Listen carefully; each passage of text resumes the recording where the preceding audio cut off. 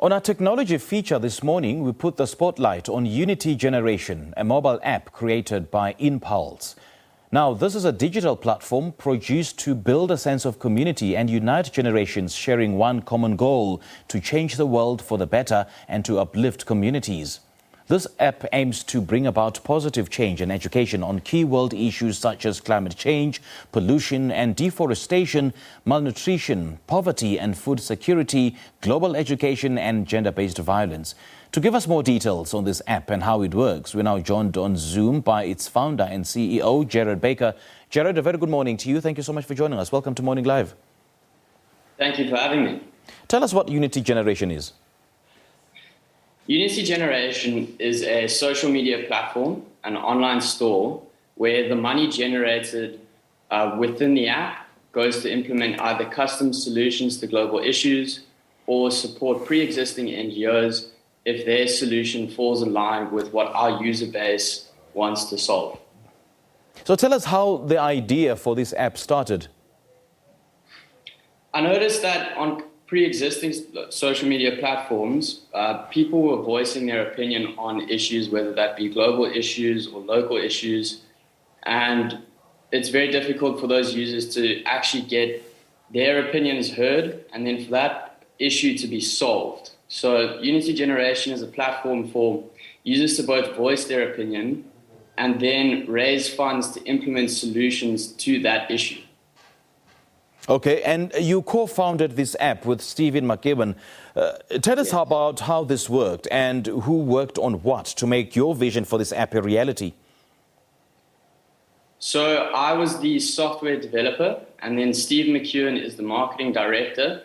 But we have a very close relationship in terms of brainstorming features and figuring out long-term goals as to where the company is going to go and how we're going to solve these problems for our users. Now talk to us about some of the issues I've mentioned in the intro where consumers, corporations and NGOs can actually use the app to raise awareness on. So we didn't want to change anything too drastically for our users. So when you look at a business user, you can go on there and sell your products without reducing your revenue or profits at the end of the day. NGOs, it's an additional way to get funding for what they solve. And then users, you can go on there, voice your opinion, create solutions, build awareness. At the same time, we have an entertainment feed. So if you're not really, or if you don't feel like going through the solution posts or things that are building awareness, you can enjoy yourself on the app, maybe shop. And the more time you spend on the app, the more funds you're raising for something that you care about. So can users raise opinions on just about any matter, or is there a guide as to some of the issues that can be discussed? So we are a startup. So initially we've set out general issues that we like to solve, but in the future we're going to expand so people can propose their own solution or own issues within the app. And then if enough users on the app agree with that this is a problem and we need to solve it, then solutions will be created and then we can solve that problem. But for now, we kept it fairly general. But if there is enough posts and traction for a specific issue, we'll definitely come up with a solution.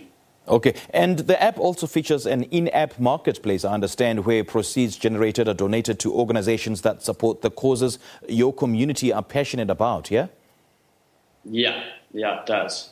So if you are a business, whether South African or global, you can go onto the app, sign up. We have stock and inventory management, shipping templates that you can create, and you'll be able to sell your products on there for a specific cause. So, for example, global warming. What's the process that goes into creating an application such as Unity Generation? A lot of time developing, but a lot of time creating features that you would find or users would find entertaining. You want to have them engaged. You want to be able to allow them to achieve what they want to achieve through the app. So to come up with those types of features, you need a very strong team to be working together, brainstorming, fixing any bugs, making sure the user interface is nice. So yeah, a good team. So Jared, what would you say you guys would like to achieve with this app? We want to create long-term sustainable solutions to both global and local issues. But we want to do it in a way where our users' opinion matters more than anyone else's. So if we have enough traction on an issue from our user base, we want to both take in their opinion on how to solve it, look at pre-existing solutions to that issue, and then brainstorm a way in which we can solve that problem, but in the long run. And in terms of growth and expansion of this app, what are some of the features that you plan to install in the future? Without disclosing too many features, mainly just things to grab people's attention on the app. We want to have features that are more engaging, more real life. We want people to be themselves on the app, as well as promote a healthy community for each user type. So we don't want a business to have less than they could if they were to choose someone else to sell their products. So we want NGOs to gain as much as they can from the app, and we want our users to gain as much as they can from the app. Our new features will do that in the long run, have more benefits for the actual end user. Is it simplified? Is it user-friendly? Yeah, I feel it's user-friendly. Okay.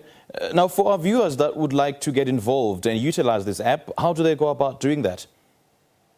You can download on the App Store. We have the Google Play Store coming out soon, with new features rolling out within the next 2 months. Let's now get into the subscription fees. I understand that certain fees may apply to businesses and NGOs that sign up for this app. Yes, it's a very low fee, mainly because we noticed some parts of the application that to have a barrier to get into them, it would be worth having a fee, but it's very low. I think it's around 100 Rand, if anything. We don't have it on there now. We want to see how things go over the next couple of months, and then if it's needed, we'll put it in. Okay, Jared, lovely chatting to you. Thank you so much for your time. Thank you so much. All right, thank you. That was Jared Baker, and he's the CEO and the founder of the Unity Generation app. And we were just in conversation with him regarding what this digital platform has to offer.